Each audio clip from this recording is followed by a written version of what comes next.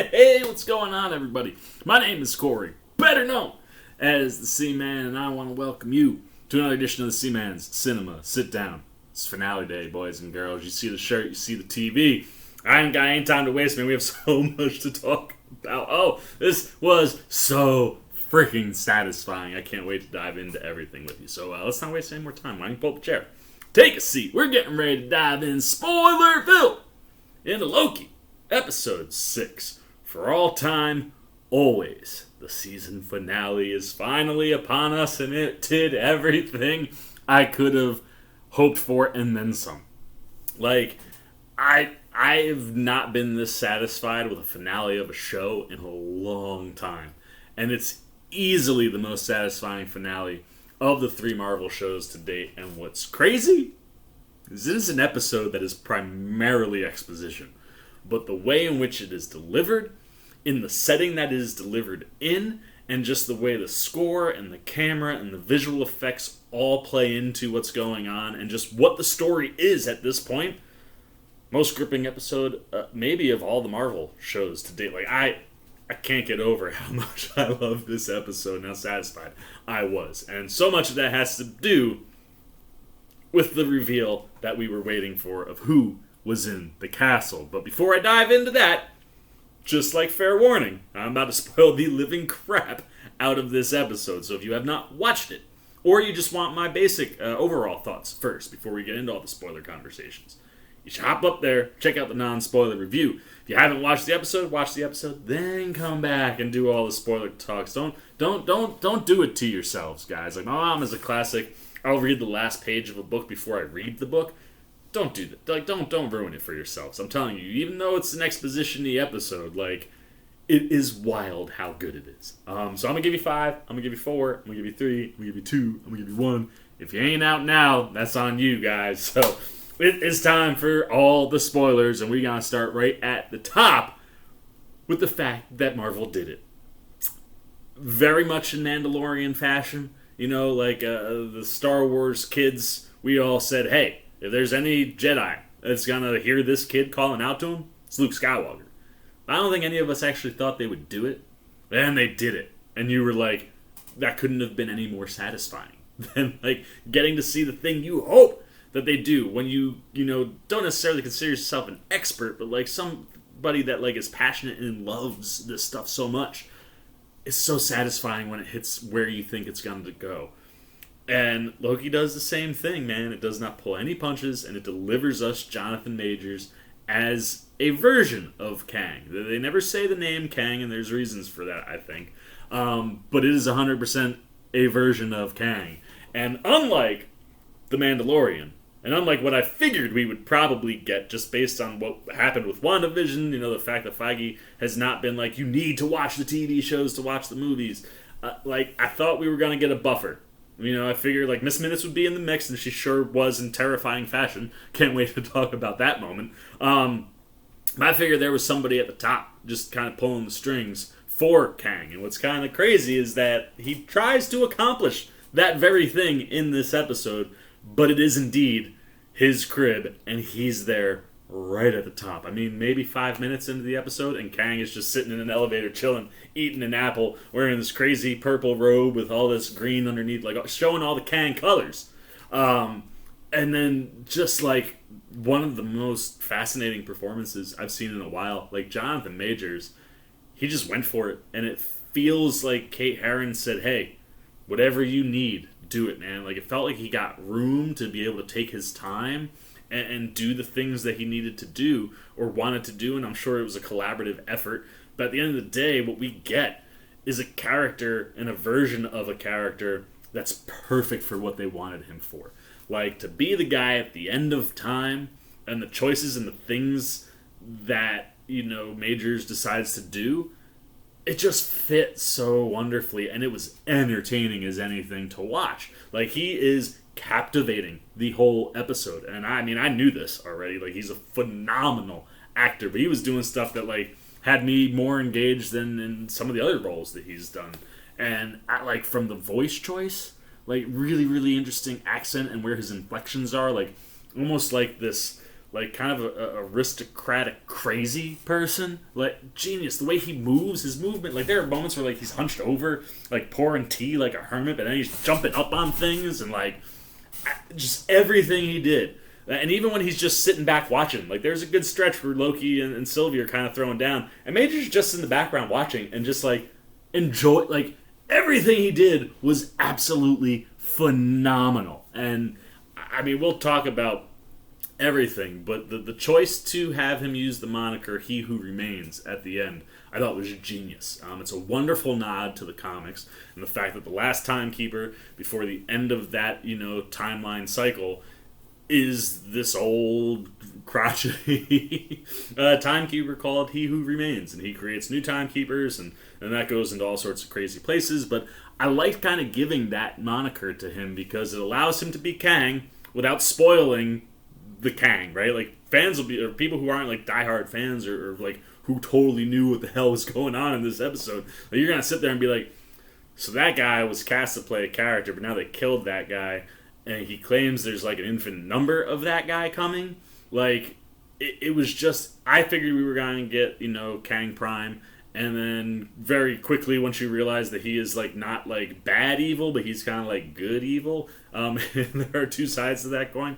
You're like, oh, he's probably closer to the Immortus version of Kang, but at the same time, like, isn't that version? So being able to use that moniker of He Who Remains kind of allows you to do all the things that you'd want to do with Kang and save some of those monikers, and also a nice tip of the cap to the comics. So everything that they decided to do was just wonderful, and then when you add in, like, the location, visually, some of the most mind-blowing things I've seen from Marvel. Like, I was blown away with just the beauty of the chaos that was erupting from the timeline throughout this whole episode. And, like, it's one of those, I saw a tweet, and I was like, I kind of can vibe with that. Like, you wonder why, like, the third act of Black Widow, spoilers, was kind of a CGI mess. It's because I think all the budget to the CGI went into this show, man. Like, just the outside visuals and the fact that, like, when you're inside the Citadel, the windows are big and you're able to see the timeline and see those technicolor reds and blues and pinks and yellows, like, bouncing around, that surround kind of, like, where the Citadel is. Like, just gorgeous. And then the Citadel itself, like, the production design. Like, I was sitting there going, like, this set is huge. It's massive. And I know obviously some of it's probably CGI'd in there, but, like, the things that are tangible, that you can tell are tangible in these, like, holy cow, man. I love the look. Like, the black with, like, the gold kind of cracks in the surface, I thought just played perfectly with all the colors that were bouncing around on the outside. So the light that's coming in, you're getting, like, these blues and greens and purples, and, like, it created a feast for the eyes, the whole episode. And it sets things up in a way where, like, season 2 of Loki is going to be really important. And I think we're really going to spend some time developing Kang and maybe some variations of Kang. I think we might see a few.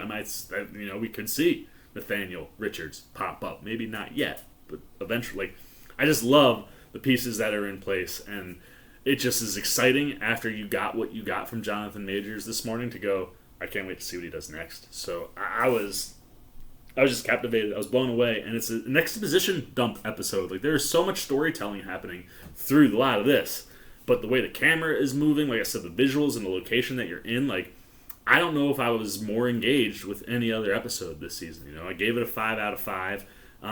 It's my favorite finale of the 3 shows, and what can you say, man? I just love the hell of it out of it, and so much of that had to do with obviously the reveal of Jonathan Majors, how he played the character, but also our main cast is phenomenal. I mean, Tom Hiddleston, like, he's like an acting ninja, man. Like, the way he was so easily able to slip into 2012 Loki at the beginning of the show, and then to watch him evolve for a second time, and become a Loki that's similar to the one that we, lost when Thanos snapped his neck, but is different. And then to have the cards fall the way that they end up falling for him, like, he could have easily gone to, like, nuclear, and just be like, I'm gonna burn it all down, like he said at the top. But he realizes the mistake that him and Sylvie make, and where that leaves everything. And he's not going to sit by and do that. Like, he might be alone in the world, but he's going to do everything he damn well can to prepare the world for the incoming invasion, although it seems like Kang's already here. Based on that giant statue we see in the TVA and the fact that, like, Mobius and B-15 don't remember him. Like, it seems like somebody's in control. They've done some mind wiping, some resetting, and, like, that's the thing with the timeline villain. You got a guy that can pop all over the place, so it seems like a few seconds for Loki hanging out, you know, getting into his feels in one of those interrogation rooms actually ends up being, like, while he was gone to when time he comes back, like, a whole ton of time could pass, man. Like, when you're a timeline villain, all you got is time, baby. And I can't wait to see how they play with that in Season 2, and I would not be shocked if we get the announcement that Season 2 is going to drop either before Spider-Man or before Doctor Strange. Before Doctor Strange feels more likely to me, but I have a feeling that we're going to get more setup for that multiverse story and more Kang development in Season 2. I cannot wait. The other thing I can't wait for is to dive into this episode top to bottom. I got so many notes, as always, so you better strap in. There'll be chapter markers down below. But first and foremost, you gotta see the reactions. I mean, this is a reaction that, like, I hope you guys have been waiting to see, and the fact that the show delivered, I gave you when I watched these back and when I was editing them, and, like, man, like, it's fun to watch me be like, oh my god, they freaking did it. So here are all the Seaman's reactions to the Loki Season 1 finale. I know I'm awake. Wait, that's not... Where you go, Tic Tac? That's how you punch. Well, come on, No, you wouldn't have heard of me. Dance off, bro. You're frightened from what? I can do this all day. Yeah, I know. Wait, what was all that at the end? I can do this all What was that last... You're fucking with me, Marvel. Oh, that's so cool!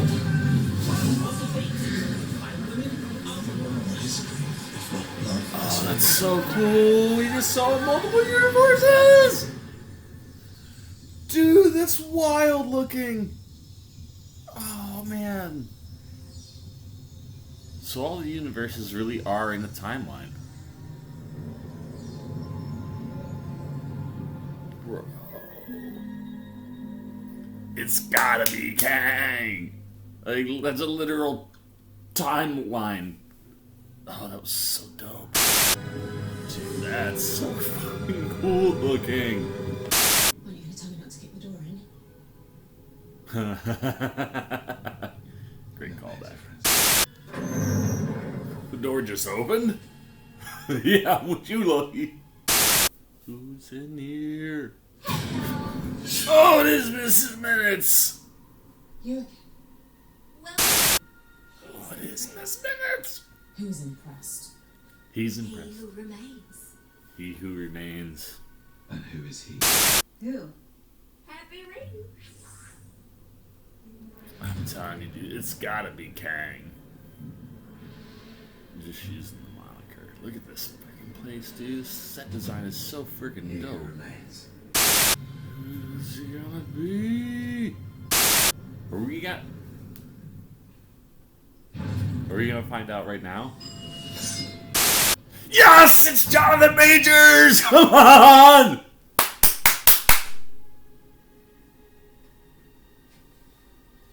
Oh, it's Kang! This is wild.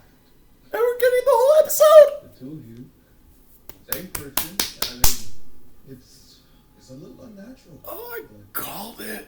I can't believe it's him. He who remains. He will remain. She still calling it out. He's Creepy. Kill.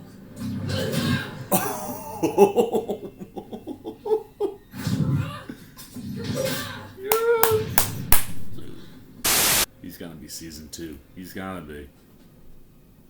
Look at the way he's moving. Ah, he's putting together a I love this so much.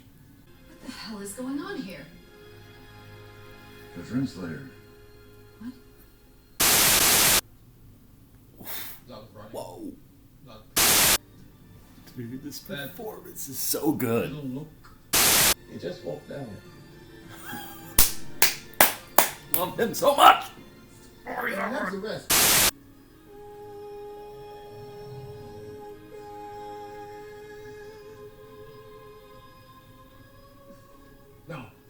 So this is where we diverge from the dogma.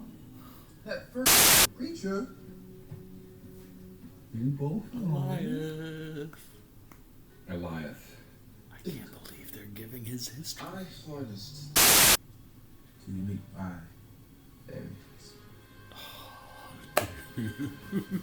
It's amazing. I knew everything up to a certain point, and that point was about 7, 8, 9, 10 seconds ago.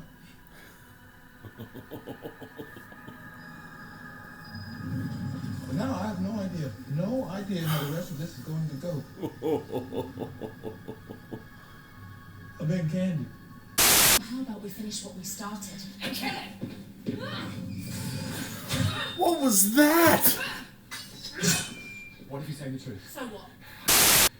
What's the point? Can't you see?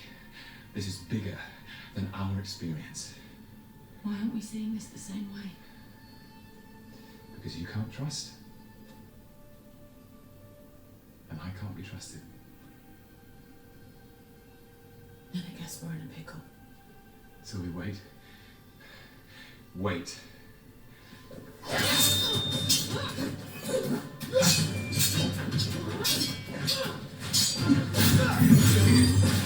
Dude, that's them doing their stuff. I love that. Dude, that hair flip is so good.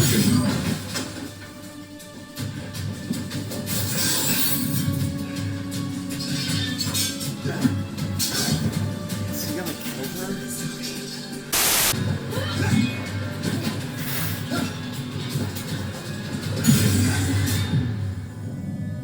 Oh god, oh god, oh god, oh god, oh god. Sylvie, stop. Stop. That blade did not do a very good cutting job. Is I don't want to hurt you. I don't want to throne. I just...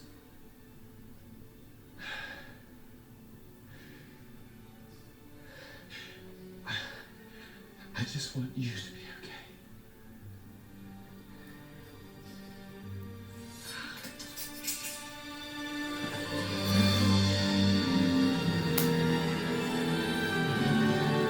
No dagger in the back.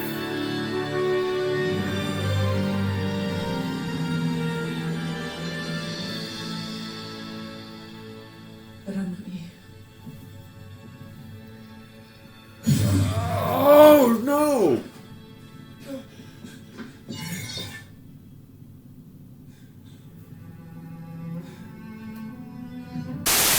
See you soon.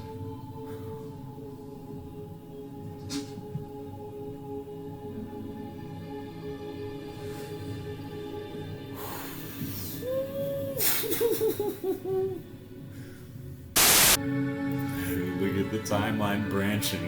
Oh, we're in for so much fun! Oh, and the timeline, the branches are branching. Oh, it's so good. Look at that. Look at how many branches are popping off each timeline. Oh my god, there's so many!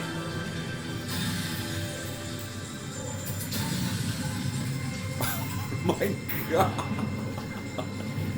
There's no...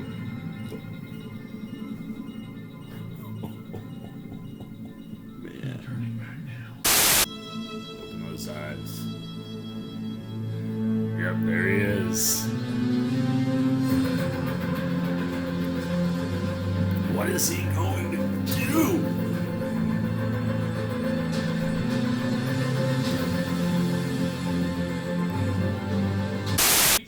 Take it easy. You're an analyst, right? What division are you from? What are you talking about? Who are you? What's your name? Boots on the ground now. Oh my gosh. Who are you? So there are many versions of Mobius inside the TVA. Oh, and now that... Oh no, it changed everything.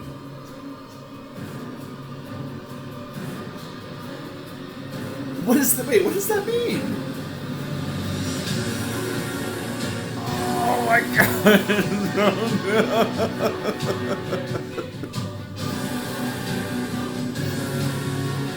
Oh, Michael Waldron.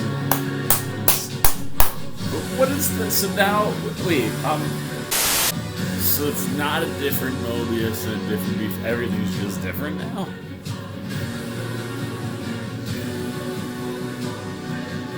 But season 2 is gonna set up Kang the Conqueror.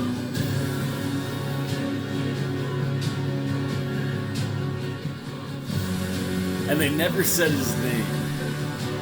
They only the He Who Remains. I can't believe they did it, man. They delivered.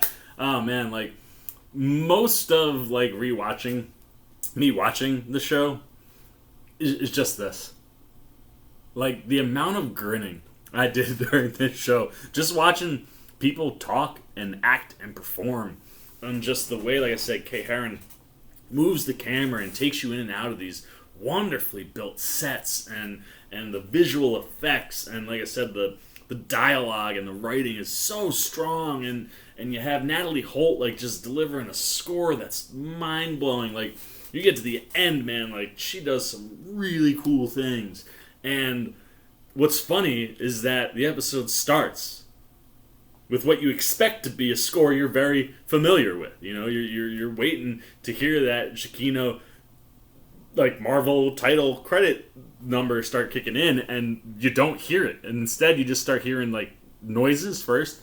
Sounds like Stark technology turning on. You got like the while the music that Cap and Peggy dance to is laid underneath, and you're just like, what is going on? And the next thing you know, you're just hearing people talk. Like you're just hearing lines from different movies. The first person we hear is Sam. He goes, "Way to go, Tic Tac," a reference to Ant-Man, which is, you know, funny because Kang was announced for Ant-Man and the Wasp. And the second voice you hear is Hope Van Dyne. And she's going, "That's how you punch." And then right after that, you are in this spot where, like, you know, you're kind of coming out of those first shots of the things in the letters of Marvel, and now you're getting those like kind of animated realizations of the characters. And like the first one you see is Black Panther, and you hear Chad Boseman go, "Wakanda forever." And then Ant-Man starts to be developed, and you hear, you know, him say, "Nah, you haven't heard of me." You see Black Widow come up, and Nat is saying, "Let me put you on hold." Star-Lord appears, and he's like, "Dance off, bro." And then you get the Thor pops up, and you get, "He's a friend from work," you know, and then you get the Cat showing up as he's like getting ready to kind of like throw the shield, and you hear, I love that the subtitles like gave all these, like, these are the names that were on the subtitles. So like, you know, when it's like Hope or Black Panther, Ant-Man, they didn't give Nat credit, but it's definitely ScarJo's voice, and same with Star-Lord. Then, you know, you get like Rogers, "I can do this all day." They don't name it, but you hear Tony go, "Yeah, I know." Like, it's just very much Robert Downey Jr.'s voice. Hank Pym, "Yeah, I'll show you ferocity." Captain Marvel, "Higher, further, faster, baby." And again, these are like, you know, things that you're seeing visually happen on the screen that are kind of syncing up with the voices that you're hearing. And lastly, we hear Korg. So funny that he gets the most like line usage, but he's like, "We're gonna get on that spaceship and get out of here. You wanna come?" Like, just wonderful. And then you just start to hear like voices on top of each other. And I tell you, man, the people who like do the crazy breakdowns, they're gonna have a ton of fun trying to decipher all those, because so many of them almost feel inaudible because they're stomping on each other so much. But you do hear someone mention Director Fury. You hear someone say, "I have parts of a plan." I want to say that's Star-Lord saying that. You hear Hulk go, "Puny God." Like they're just like it's more Marvel stuff, but I feel like there are clues in there. So I hope you break down people are able to decipher and separate and figure out what all of the lines that are on top of each other were. But like right out the gate, you're thrown off guard, and then the title sequence ends, and you start getting like pulled in to like just these crazy visuals, right? And it's like us being like kind of going through and coming out of like one universe, and then we're kind of just like moving through that giant timeline that we see as we like enter another one. And as that's all happening, you start hearing other voices from like our Earth. You know, you hear a man say, "We think of time as a one-way motion." Then Neil Armstrong, One Step for Man. Greta Thunberg comes in there with How Dare They. Malala Yousafzai, I butchered her name, I'm really sorry. But Malala, you hear My Dream. Nelson Mandela comes in there with We Have Fought for the Right to Experience Peace. And then all of a sudden you start mixing like real people and like some of the other things that we've heard from some of the characters in show. So you hear, like, you know, classic Loki yell glorious purpose right before Goliath, you know, takes him out. Then you hear a woman go motivated by women throughout the world. Then you hear Vision. This one hit me, man. Like, what is grief if not love persevering? As we're getting ripped through, like, this timeline, like, vortex. The visuals during this whole thing are just, like, so captivating. And you hear Maya Angelou, I Will Rise, and then Sylvie goes, Open Your Eyes. And that's what kind of leads us on to that massive rock that the Citadel is sitting on that we've seen in the trailers. And the way we come out of the timeline and you see just this big bluish white glowing, you know, timeline that's just a giant circle around the Citadel that's floating on the rock while you got all those colors going on, and just like the visuals anytime you're outside the castle in this episode are absolutely wild, man. Like, oh, and then, I mean, you think it's wild when you first get introduced and thrown into it, and then you get to the end, and you're like, geez, man, like, I hope somebody is paying for Doctor Strange's therapy. I saw a lot of those on Twitter, because, yeah, homie's got a mess of things now. But, the visuals are just unbelievable. I mean, nothing but wow, wow, wow. And then as we kind of zoom in behind Loki and Sylvie walking up toward the Citadel, we get our, Loki title. And like I said, Natalie Holt crushed this entire series. And the eerie tone and the way that she's able to mix the eerie tone with her, main score for the show, as well as like a more somber tone toward the end mixed in with that main score of the show. Like just the way that she has variations on that and everything she's doing. Specifically, right as you're leading up to the Citadel, I was just like, I love this freaking music, man. It's so good. And then the show decides to jump like right into callbacks, which I also love. They're at the door, and Sylvie almost hesitates for a second. She looks at Loki like, "Aren't you gonna tell me not to kick the door in like you did that last time?" And he's like, "There's no point to. You're gonna do it anyway." And then she hesitates for a while. I like that you see that interaction because it shows you right at the top of the episode. Like, Sylvie now trusts Loki in a way where she's like, "No, seriously. Like, if you don't think this is a good idea, I want to hear you say that."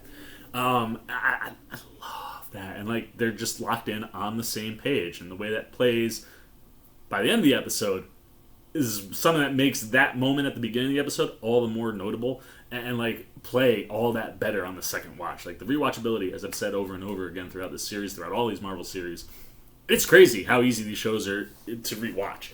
And I think some of us were hoping for longer episodes, but keeping it in that 40 to 50 minute range makes it real easy to rewatch them. And you take so much away when you do a rewatch. And the other thing I like here too a lot is Loki kind of looking at Sylvie after she made the he makes the comment there's no point. She doesn't kick the door in still, and he's like, are you okay? And she's like, Shut up, Loki. The way she just naturally talks. The Martino and Hiddleston are so good. But she's like, look, I was pruned before you were born. I've been on the run. I've been waiting for this moment my whole life. I just need to get my head on straight. I love that, man. It's just one of those natural things that makes a ton of sense if you're in that situation. And then before she can even get her head on straight, doors just open up automatically. And I was like, the eerie, sci-fi horror vibes in this episode, too, are phenomenal. And maybe the scariest moment in Marvel to date is about to come after we come inside. Because as you come up to the Citadel and you see that, those gold, cracked type lines throughout the whole exterior, it's the same on the interior. And you start to see that just beautiful production. The statues that are in there of, these cloaked figures, which I'm pretty sure their faces are clocks. I didn't really get a clean look, but that's what it felt like. And then, when you get in deeper, you get, what looked to be the timekeepers, but I'm thinking that they're a bunch of Kangs, and, one of them's knocked over, and it's, all dusty, to a point where Loki's do we even think he's alive still? But before we can get there, Loki and Sylvie are just kind of like getting the general sense of the place, and all of a sudden, just like the camera is like kind of following them, and it cuts to like you can see the hallway walkway they're kind of going down, and just boom, right in front of your face, Miss Minutes pops up. You saw it in the reactions. I literally was like, son of a bee, it is Miss Minutes, although she is not the person in charge at the Citadel, but she is that right hand to He Who Remains, which I loved, and definitely was what I was feeling. But she basically tries to stop two Lokis, and again, you just kind of have Tara Strong crushing it, man. And she's just like, welcome to the Citadel. Like, you guys have made it. Really long journey. He's super impressed. And as soon as she said he, I was like, oh my god, they're gonna say Kang. And then, both Lokis are like, who? And she's like, He Who Remains. And even then, I was kind of like geeked out. I was like, oh my gosh. And the other genius thing about giving him this moniker keeps you on your toes a little bit longer, right? Because I was like, when she said he, I was like, oh my god, they're going to say Kang. And then she said He Who Remains, and knowing the comics, it's an actual character. I was like, oh crap, maybe He Who Remains is the buffer between, like, us and Kang. And then it ends up being him. Like, it's a wonderful little misdirect to keep you on your toes, just for, like, because like I said, I was really confident that we were getting Kang in some way. And then, like, for a split second, I was like, oh man, but maybe we're not. Maybe we're going to just get He Who Remains. I'm very glad that He Who Remains was Jonathan Majors. But nevertheless, she's like, He Who Remains, he's the guy's behind all this, and he's like, look, he's so impressed, he's got a deal for you. He's like, how would it sound if you could go back? Like, the whole reason, like, Loki, you're here is because you got involved with those Avengers. What if you could win the Battle of New York? What if you could kill Thanos? And she's like, and Sylvie, what would you give to just wake up to all the good memories you could imagine? As a woman who's only got one good memory, and we think it's pretty recent. But, like, she's like, you could turn all that around, and we could even put you guys in the same place, like two Lokis in the same place at the same time. And Loki and Sylvie are like us together on the timeline? It's like, it's complicated, but he can make it work. And, Sylvie's just like, that's a lie. It's full of crap, and Loki's like, yeah, we make our own destiny at this point. And dude, Tara Strong's delivery is so good, man. Miss Minutes is just like, well, you had good luck with that. And she just kind of does like one of those flips and zips right out. And, like, you kind of have Loki and Sylvie, kind of on the, what is that? Like, what is waiting for us next as they start to move through? And we jump back to the TVA, where we got Renslayer, kind of getting a little nostalgic for Mobius, maybe regretting a little bit that she had Mobius pruned, because she sees the glass rings, and she, like, full on has, like, this is the best performance of the entire show from Gugu Mbatha Raw. She crushed this finale. And she's not on screen a ton, but just like the look she has when she sees the rings, it's almost like, I wish I didn't have to have done what I did to Mobius. And, all of a sudden, like, Miss Minutes pops up there, and you're like, oh, that's where she was ducking out to. And she's like, I got your files. Like, Renslayer's like, what took so long? She's like, we had some things to sort out, but I got the files you wanted now. And they start uploading to her 10-bench. She's like, these aren't what I asked for. I loved this. Miss Minutes is just like, well, he thought these would be more useful to you. And immediately Renslayer's like, who? And she's like, have a nice day, or whatever it is, and bounces. And it's like one of those, just like an easy way to confirm for us that, like, Renslayer clearly knows most of what's going on, but she definitely does not know who is at the end of time. And I just love that in that quick little interaction, like, you can pick up on that, and that, like, clearly He Who Remains has sent specific information that is now, like, the next time we see Renslayer, like, she is on the move. So I can't wait to see what it was in the files that she got sent to go, as she puts it, looking for free will. Which I just think is supposed to be He Who Remains, who unfortunately isn't there anymore. So maybe she's looking for Kang the Conqueror. Or she's just going to get the Citadel like mad late. But I'm thinking that maybe the information that He Who Remains gave her was something that sets her on a path that leads her to Kang the Conqueror. That would be pretty dope. But I'm getting ahead of myself, because after Miss Minutes bounces, we bounce back to the Citadel. And you get this really nice kind of twisting tracking shot. I'm talking like the way Herron moves the camera the whole episode is just so strong, and like between the pacing and the score and just the way she's moving things around, like even though most of this is exposition and most of it's talking, super, super engaging. And you see, Loki and Sylvie moving closer toward an elevator. This is where they come into that room where there were 4 statues, one that's toppled over, and they look kind of like the Timekeepers, but I think they might be Kangs, or I mean, they could be Timekeepers. I don't know, like keeping the Wizard of Oz like vibe going all the way up to that final door. Nevertheless, there's 4 giant statues that kind of feel like a combo of the Timekeepers and Kang, and like it's covered in dust. Like Loki like feels just like, are we sure that he's even alive still? Like, Loki's got that dust. It's like, well, clearly like, he who remains doesn't leave his office very often. Like, he doesn't have a maid, Miss Mincing cleaning the place up, which it was one of those things that was like, that's funny. Like, clearly this guy is always just in one spot, and he's not cleaning up this place after probably centuries or eons of being there.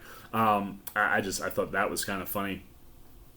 And again, like, right as all of a sudden you start to hear the elevator, you see the door, you're like, for just a split second, like, oh man, are we about to get He Who Remains? And then that elevator door, like, dings before it opens, and, like, Loki and Sylvie both immediately pull their blades out, and that elevator door opened, and with it was just pure excitement and joy. And like I said, man, just the way John the Major is sitting there, he looks so cool, man. He's got an apple, and he's just like, man, it's weird to see you guys. Like, the 2 of you are here. Like, it's kind of weird. It's kind of crazy. And, like, they say, it's He Who Remains. And he goes, oh, she's still calling me that, referring to Miss Minutes. Like, yeah, it's kind of creepy, but I like it. And just immediately, man, like, right out the gate, as soon as he steps into frame, like, you're just captivated by what he's doing from a performance level, and the way he's talking and the way he's messing with him and playing with him. Like, I'm just like, I'm loving every second of it. And once he kind of first acquaints with them, he's like, come, let's chat in my office. And it's clear that he's been watching all this. He's the guy who laughed. It's one of the reasons one of the first things, not the first things, but one of those things that, like, just made me feel like Kang had to be back there, or somebody had to be back there, was just, like, the way those, like, robots laughed. And then when you see, like, Jonathan the Majors do what he's doing, you're like, oh, man, now that laugh fits even better.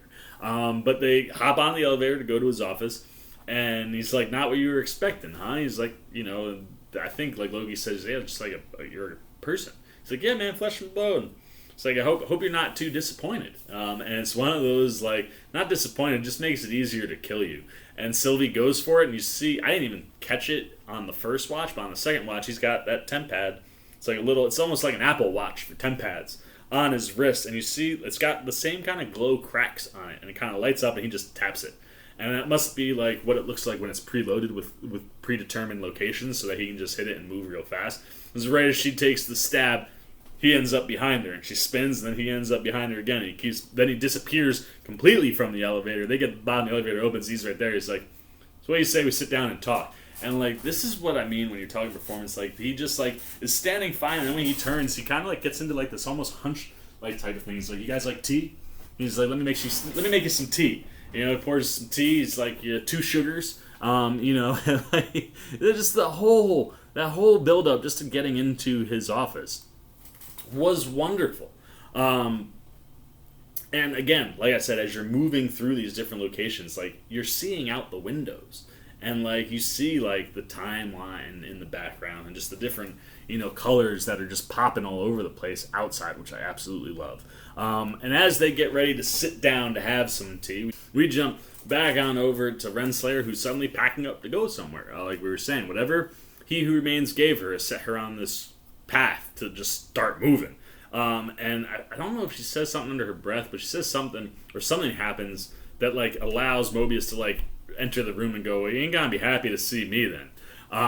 And like I said, Gugu Mbatha Raw is phenomenal this episode. She's not on screen a ton, but just here, like, just the interaction she has with Mobius, you can tell she was conflicted about everything, and she's in this place where, she, when he first shows up, is expecting him to prune her, and he's like, yeah, I think I like the sound of that, but I have a little bit of a higher standard for people I consider to be friends. And he's here to try to talk to her and to try to get her to come to reason. Like, TVA is a big-ass lie. What if we take it upon ourselves to try to go and take care of things? I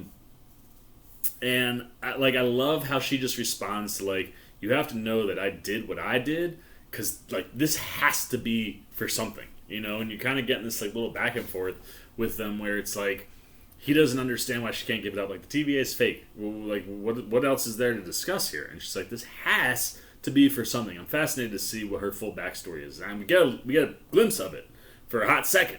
But, like, it's one of those moments where, like, you're just... I'm so fascinated to know how much exactly Ravonna knows. Like, does she act the way she's acting because she doesn't have any other history, it's just the TVA, she needs it to mean something? Or does she know some of the grimy things that they've done at the TVA, and she can't live with herself if it's not for something? And, as the conversation just clearly isn't going anywhere, like, she tries to call for a hunter, and Mobius is just like, that's not gonna work considering what we've done. She's like, what did you do? And we jump to Ohio. I want to say, I don't remember the date. I want to say it was, like, maybe in the 80s or something like that, but we're at this high school, and you see B-15 with a couple hunters chasing her, and she ends up, like, leading them, making them follow her, and she ends up in a room. And when the main guy, like the hunter that's tracking her down, comes in, he's like, what's going on? And she's like, we have a lot to talk about. And all of a sudden, like, a woman comes in and is like, what the hell is going on here? What are you doing in my office? Or my school, something to that degree. And, like, you see the hunter go, Judge Renslayer? And then B-15 is like, it's not Judge Renslayer. On the back wall, you see a certificate, for a teaching doctorate that belongs to Rebecca Tormenet, as we mentioned, which, of course, is an alias of Ravonna's from the comics, as we mentioned. And, like, it's just one of those, like, yeah, it's not her. Like, there's a variant. And, like, what's cool is we just leave that scene alone after that. Like, we get that moment where, like, that realization happens. Wunmi Masaku knocks things out of the ballpark. And then, like, you just don't see what happens after. Because we jump back, and you can tell that, like, Renslayer is immediately worried.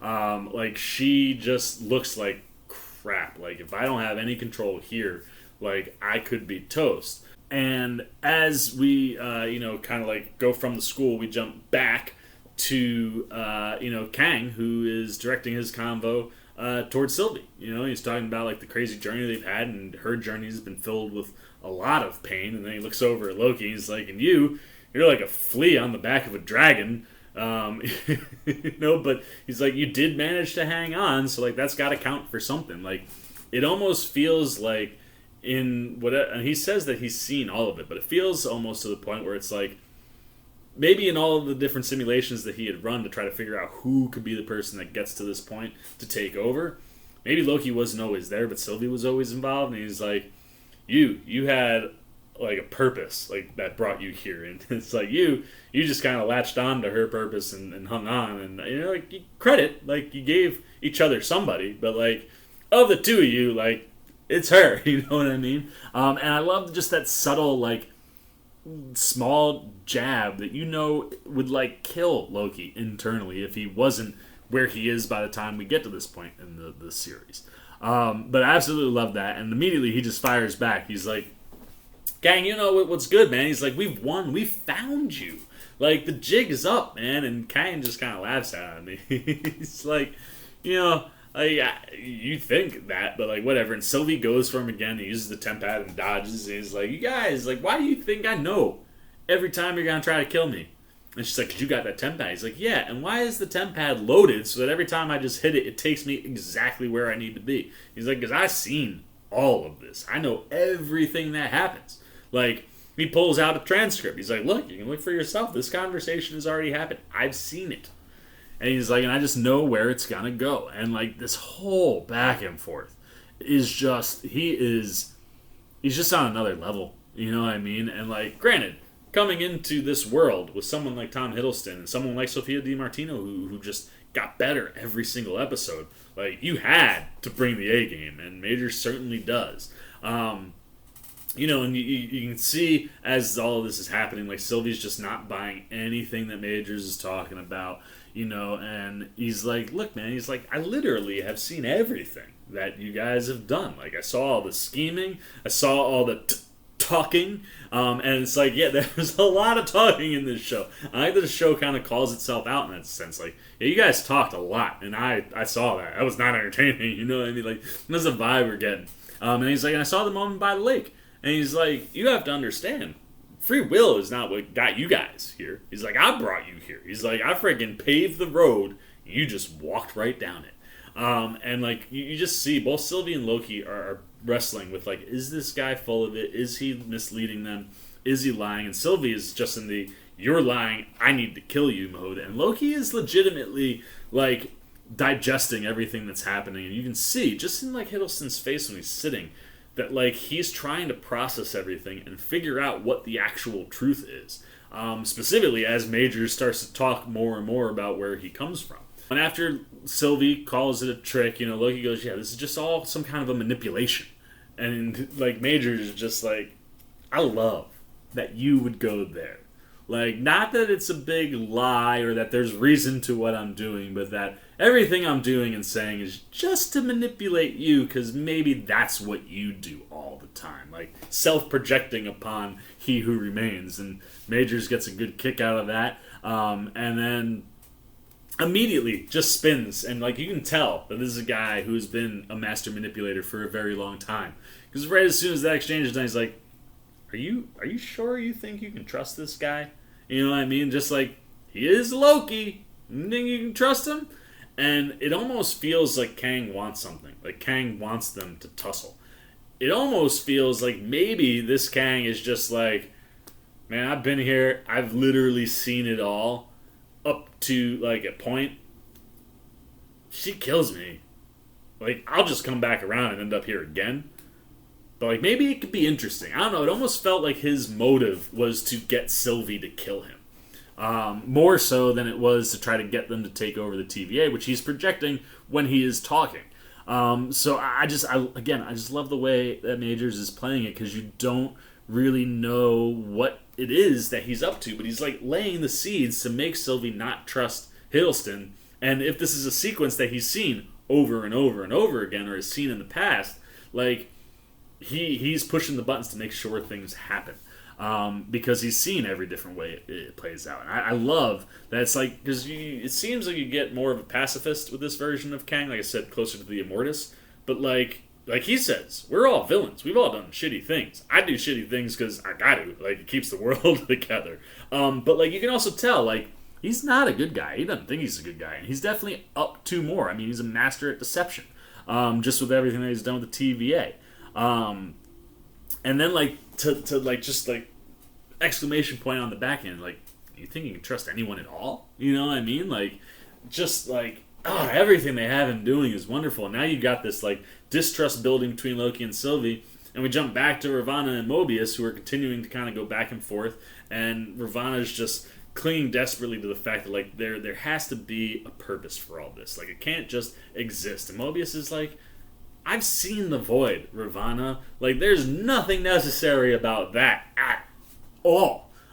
So, like, it does, like, whoever was in charge is just a madman, he's a lunatic. Like, we need to kind of figure this stuff out. And this is, like, one of the lines that just, like, hits that she delivers in this episode, where she's like, look, without the TVA, it's chaos. Mobius is just like, you mean free will? And Ravonna goes, there's only one person that gets free will, and that's the one that's in charge. And that's when all of a sudden, for a hot second, like, watching the episode the first time, you're like, oh, she's packing, she's going to find he who remains. Like, maybe he's brought her into this situation. That's not what happens, because she doesn't go there. But that's what makes me think that he must be sending her in the direction of a Kang. And it's probably how we get to the version of the TVA that we see when Loki, comes back to it at the end of the episode. I'm fascinated to see what they do with her. And Mobius is just like, it sucks because you betrayed us. And the flip that Gugu Mbatha Raw throws on him, and it's like, it's so well delivered that you're like, you're kind of right. Like, if you're really tight friends, you kind of betrayed her too, Mobius. She's like, if there's anybody that betrayed anybody, she's like, it's you. He's like, you have one fleeting moment of self-doubt and you go inside with two variants? Like, you'd rather roll with two Lokis than someone that's stuck their neck out for you over and over, has looked out for you for years, and is someone who is, like, a friend. Like, it seems like the only relationship she really has inside the TVA is that with Mobius. And, like, she's hurt that he jumped ship because, granted, he's right to jump ship. Like, there's some shady stuff going on, but at the same time, you can understand, like, where Ravana's coming from. Like, this is all that she knows. There's got to be a purpose to this. And if she's at the top, she's got to be the one to go figure it out. You know, and then all of a sudden, like, she opens up a door. Mobius is like, where are you going? Like, stay here. Stay with me. Help me rebuild this. Like, the TVA could serve a purpose, but we have to change the way that it currently is. Like, we can't lie to all these people who had actual histories and timelines, you know? And Ravana basically just starts pushing him to be like, all right, come on. Like, come and get me. It's like he finally is just like, all right, there's no ending this. And he opens up the pruning stick. And she kind of, like, laughs at him. And is like, even with that, you're not a threat to me. And, like, he comes at her. She disarms him, kicks him down. And then she's got, like, the advantage on him. But you can tell, like, she doesn't have it in her to prune Mobius. Like, that connection, that relationship truly meant something to her.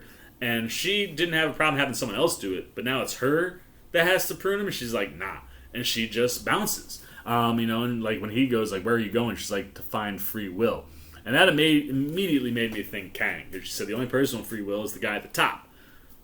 But we know that that guy is dead by the end of this episode, and she does not show up. So I'm thinking, like I've said, that the information that He Who Remains gave her must be leading her to another Kang. And I think that's something that we will pick up on in Season 2. And something I'm certainly looking forward to, because I'm fascinated to see what they do with Ravana.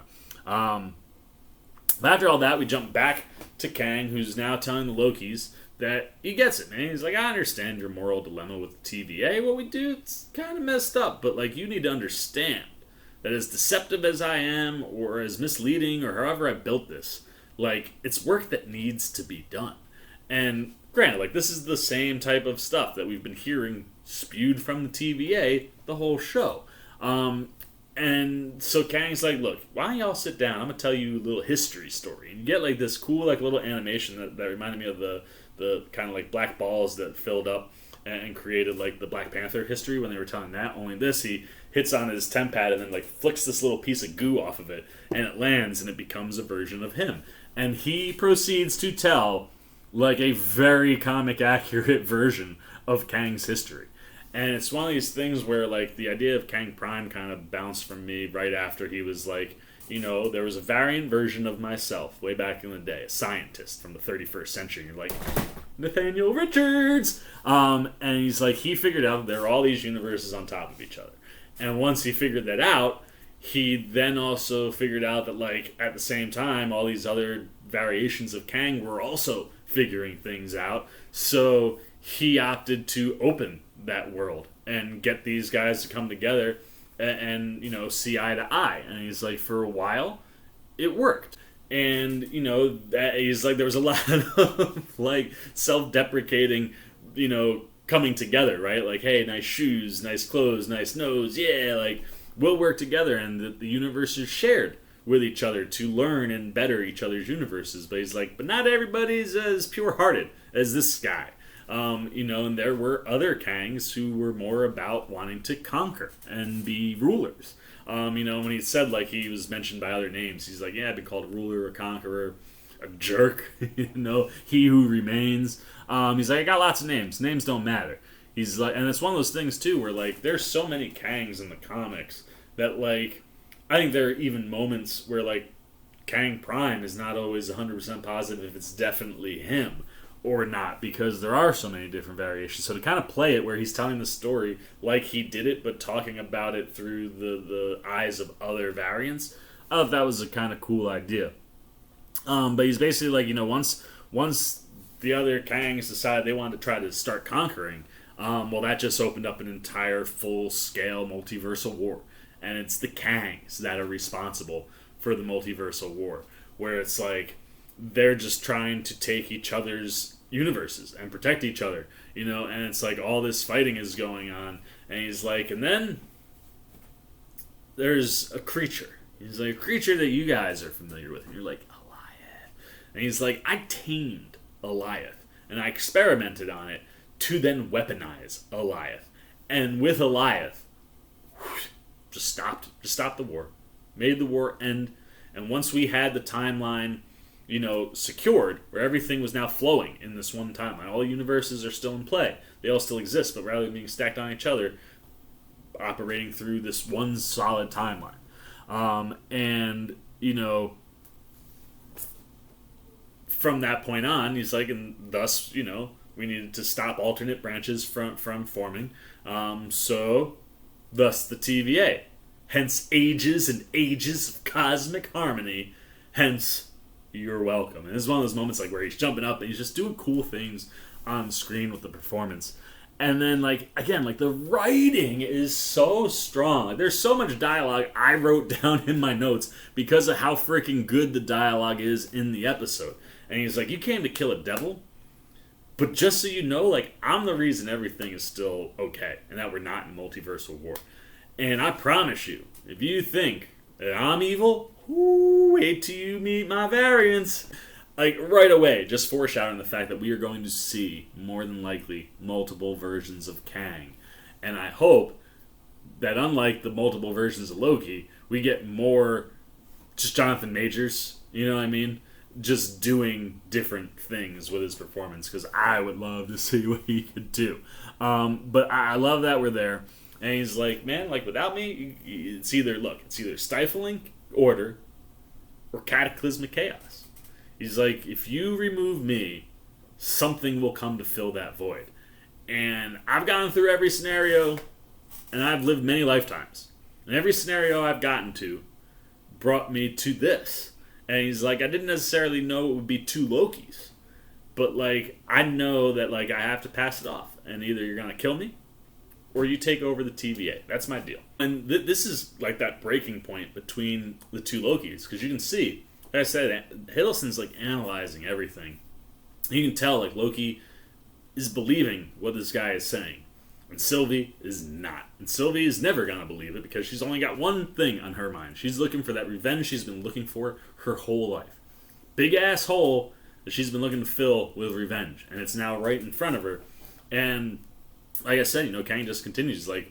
I'll offer it to you guys, man. You guys can run everything, and we call it a day. And Loki immediately is like, "Why would you give up the power?" He's like, "Bro, I know I look good, but I'm way older than I look, and I'm tired, man. He doesn't say it, but he's like, I want to retire, man. I'm done.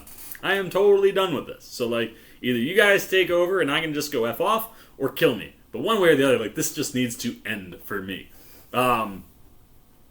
And he's like, look, we can either have this multiversal war, or you can go back to the TVA right now and tell them the truth. Tell them who they are. And then tell them why they need to keep doing their jobs. And instead, kind of have your cake and eat it too moment. The job is necessary. And you guys want the truth. Well, give them the truth, but then give them why it's necessary to have done what happened. You guys don't have to be the bad guys. You can say you killed me. Not me, but hey, we need you to still help us keep this stuff in shape. And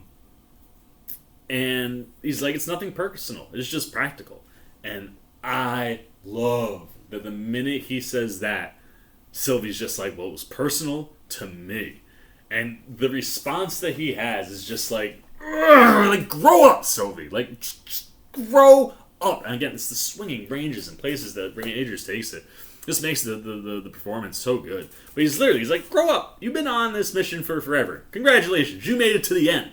There's way bigger shit going on here than you being pissed off about being pruned away from your timeline as a kid. And he's like, just grow up, And he's like, we're all villains here. You look at this room, we've all done terrible things. But he's like, you're a murderer, a hypocrite. You don't have a very good past. He's like, I've done terrible things, but at least the terrible things I've done served a purpose. And, now you'll have, a good reason to do terrible things. You can keep being a villain, but you'll have a reason to. And then all of a sudden, there's a little vibration situation going on. You start hearing a noise in the background of Majors. So good. Immediately is kind of, startled, and he looks kind of, nervous and anxious.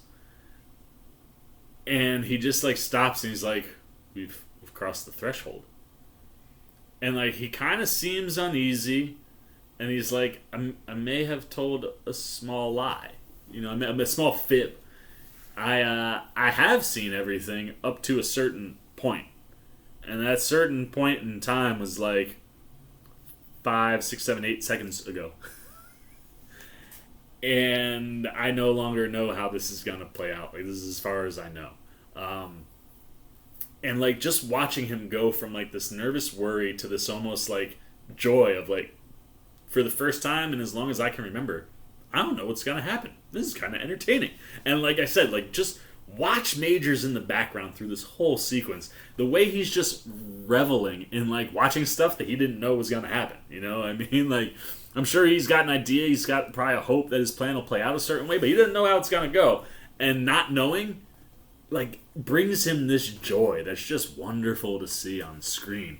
And then with him not, truly knowing, you start to see the timeline behind him branching. Like, you're just starting to see the branches come off of the timeline. And Loki and Sylvie are kind of starting to have another one of those back and forths where Loki is just like, look, I think we should take a sec. He's like, I believe what he's saying. And at least enough to be like, let's not do anything rash. And Sylvie's like, I ain't got time for that. Like, we need to do what we came here to do.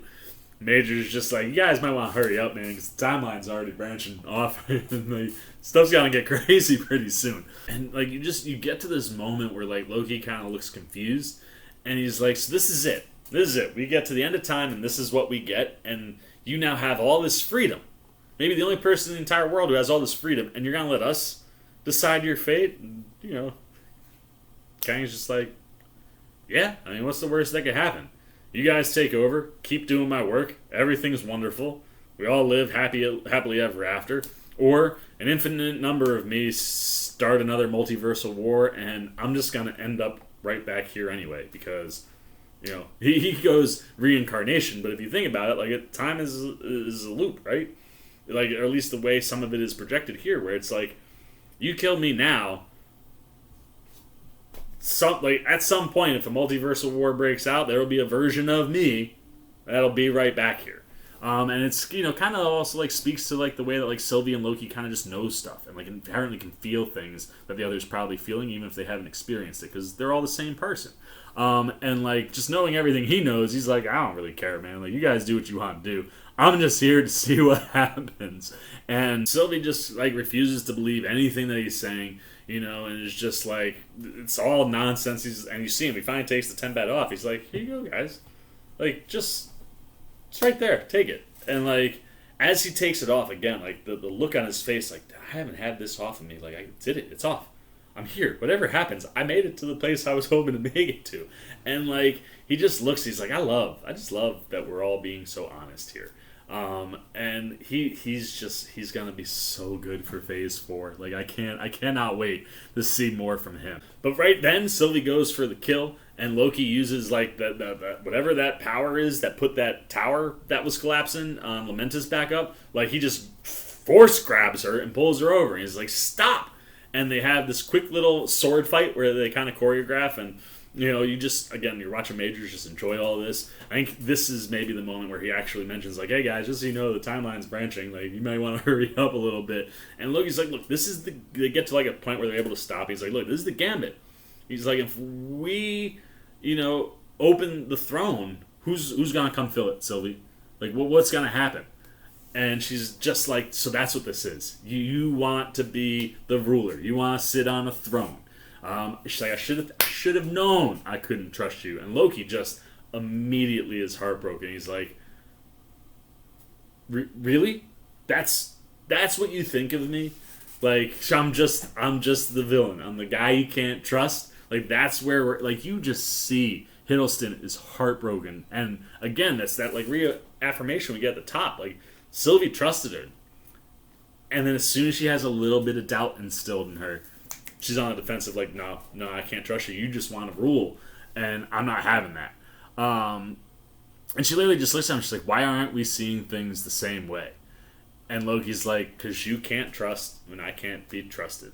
and then they throw down again. And it looks like Hiddleston and Martino do most of the choreographed work. I was very impressive with like some of their sword work and like just the moments where you can tell it's definitely them on screen. And that always makes the action a lot more fun. And there's some really nice camera work moving as they're going around. There's some cool movements. Like I think she like tries to do like a spin kick and Loki like dives over and rolls and then does that wonderful hair flip just as she's kind of flipping her hair and getting ready to go. And she's like, fine, kill me, take your throne. He's like, no, I don't want to do it. Like you're hearing just in the whispered voice that he has that like he doesn't want to do this. And she just kind of blasts him with what looks like one of her magical blasts. And like the way it's synced up, it's perfect. Like as it's hitting him, he disappears. And when you watch it the first time, you're just like, oh no. And then you see her coming and it's just like in the slow-mo ready to just hack right through. I don't even think she was going to get Majors because he's behind the desk still. But right as she's about to like get to the desk and strike, Loki reappears, and like it was weird because it looked like she was coming down, just stops right on his chest, and he's like, Sylvie, no. I'm not gonna lie to you. It was at this point where I was like, she's broke Loki's heart at this point. He's gonna do what he thinks or believes is right. I almost felt like he cast an illusion of himself there, and like maybe had taken some away from the classic Loki, and like maybe she didn't actually, like that was why she didn't cut him, and I was waiting for him to stab her in the back. And that's not what happens. And I'm so glad it's not what happens because it means that that arc that he's gone on this show had an impact on him and changed him. And he just delivers one of the best moments, I think, personally, of his career. And he's like, all I know is like, I don't want to hurt you. And I don't want a throne. He's like, I just want you to be okay. And the tears are streaming down his face, and you can see the tears welling up in hers. Tears are welling up in mine. They didn't roll because the show didn't give it long enough to happen. But, like, you're just, like, in this moment, and, like, you're feeling Loki's pain, and she just grabs him and kisses him. And then you're in this moment of excitement, like, yes, there it is. We've been waiting for that all series. It finally happened. But like I said, and it didn't play out the way I thought, but I was like, do not be surprised if Sylvie turns her back on Loki. And she doesn't stab him in the back, but she just looks at him and goes, but I'm not you. And while she's kissing him, they've kind of spun, and she's grabbed the temp pad, opened up a door, blasts him back into the TVA. And you're just like, oh no. And like, deep down, I think part of me knew this is what was coming, because this is how we're, just based on what like Major set up in his conversations, like, this is how we get to Kang the Conqueror. Like, if they take over the timeline, we're not going to get Kang the Conqueror, because it wouldn't happen, you know what I mean? And it's just like, she wasn't going to be able to kill Kang with Loki there. So she turns her back on him, says, this is more important than you, kind of. And Sylvie asks Kang if he's going to beg for his life. And, like, she just walks over and uses, like, magic to push the entire desk out of the way. And he's just sitting there laid back, just like, could. And she just comes in and, boom, stabs him right in the chest. And he just looks at her. It's the best, like, there are so many best moments for Majors in this episode, but this for me was, like, the creme de la creme. He just looks at her and he goes, I'll be seeing you soon. And winks and then dies. And you're like, oh, how many Kangs are we going to get in Season 2? How much story around Kang are we going to get? Like, how much are they going to put into this villain to build him up for the movies? And I hope it's a lot, because, like, as much time as we had with Thanos, it was more like Thanos was just always there, and we got these little pieces of what was going on, and then more on the reader and the fan to kind of dive more into Thanos' history and be able to learn about Thanos, so that by the time you got to that fight, it felt like he had been built up really, really big. So I would love to see them actually put the work in to build up, you know, Kang to be this phase's big bad. And right after, this is one of those moments where, like, Natalie Holt just crushed me. Like, right after he dies, you just see Sylvie slump to the ground, and you've got this really somber version of the main score. And you don't even see her face, but just the way she's hanging her head, it's like, I turned my back on the only person that provided me with good. And this wasn't nearly as sad. Like, she looks defeated. Like, all of this that I didn't feel the way I wanted it to feel. And then you push past her and you push past Kang and you look outside and you're just seeing the branches break off. And then from those branches are breaking off. And as we come outside, the entire sky is just branches branching off into so many different directions. Like, there must be millions of branches popping off, like, all at once. And you're just like, oh man, Doctor Strange is not gonna like any of this. And, like, there is gonna be some madness definitely coming, man. And this is the moment that the multiverse is open. And what's really cool is when you think about these shows, that moment where Wanda hears the kids when she's in the cabin, that's this moment. Like, the moment that this multiverse opens, that's when she's able to hear them. And I'm pretty sure that's also the same moment that Doctor Strange is going to show up in front of her before he's going to have to go deal with everything that just happened with Loki. But nevertheless, like, I love the score that Holt puts in here. And then, we kind of go back to the TVA and you see Mobius and B-15. They're looking at the branch monitor and there's just branches everywhere. And I think, at least in this moment, maybe this was still our version of Mobius and B-15, because just the way they respond, they were like, well, there's no turning back now. Like, it felt like for a moment that was still them. And then we jump over to Hiddleston, who's just sitting in an interrogation room, heartbroken. And this is, like I was saying, man, his performance is just so strong. And, like, while you've had Jonathan Majors carry the show, like, or this episode, pretty much the entire time, I love that it ends with a moment where Hiddleston can just blow you away. And he's just sitting there, and you can see it. He's heartbroken. And he just puts his head down. And I was sitting there going, here comes the most dangerous version of Loki. Like, this is a guy who learned about his entire future, then had this, like, growth journey where he really did change the way our Loki did, and then had all that ripped away from him. He should have nothing left. This should be a dangerous version of the guy. When he comes up, that look in his eyes, it's not fury, it's not evil, it's just pure determination, man. And you just see him get up and start running. And he's clearly looking for Mobius. And, like, we're, as a fan base, just like, come on, man, Loki needs a W right now. Like, find Mobius and B-15. And he comes, like, sprinting, and he's in the archive area. We see the camera swing back. And I think Mobius is like, that's another 63 branches just in that moment there. And, like, B-15 is like, what does he want us to do? Does he want us to just let them all keep happening? And for a minute, you're thinking, like, Loki, right? Like, is this Loki? They're seeing Loki's plan unfold. This is what happened. Loki's not back. Are we just supposed to let this keep happening? Like, what do we do here? And Loki's like, there's nothing we can do. He's like, we messed up, man. We made a mistake. And, like, we got to the Citadel at the end of time. And, like, this guy was there. And he knows everything. He planned the whole thing. He's absolutely terrifying. Like, and now we made a mistake, and there's going to be, like, an infinite number of this terrible person coming. Like, we need to prepare. And if you thought that you had been heartbroken to this point, you didn't know anything. Because all of a sudden, Mobius is just like, hey, calm down, calm down. He's like, you're an analyst. What's your name? What department are you in? And you're just like...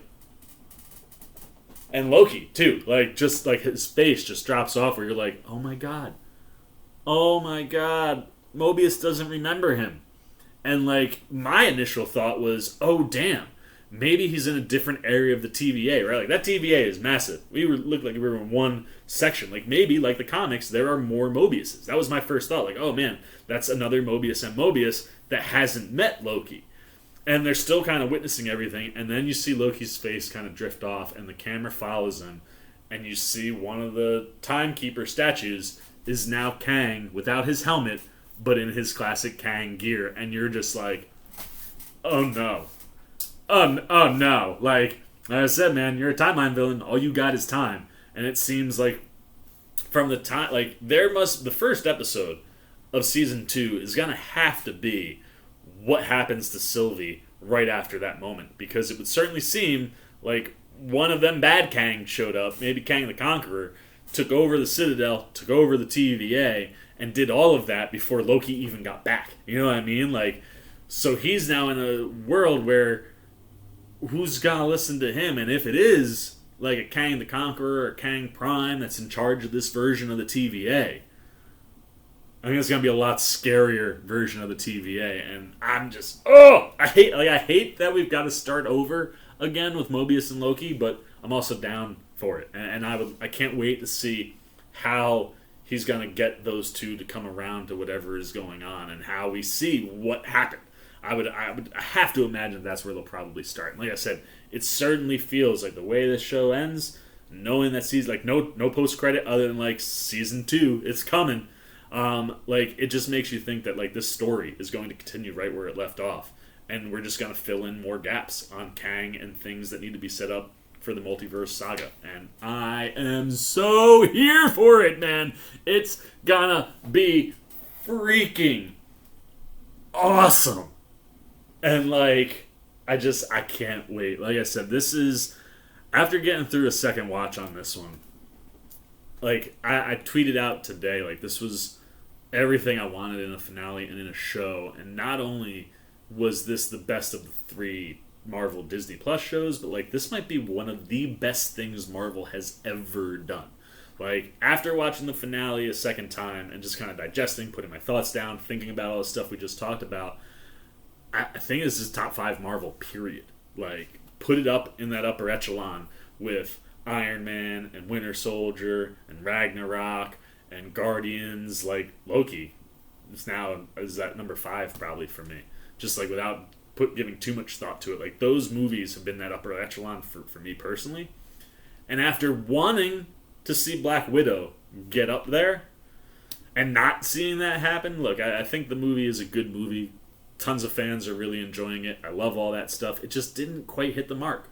Like I wanted it to be what this did. And man, is it super satisfying after you feel a little let down by Marvel to be given something that makes you go, that's one of the best things I've ever seen them do. Like, it's so good. I mean, I said the same thing, I think, about WandaVision, and WandaVision really was, like, in the moment, one of my favorite things.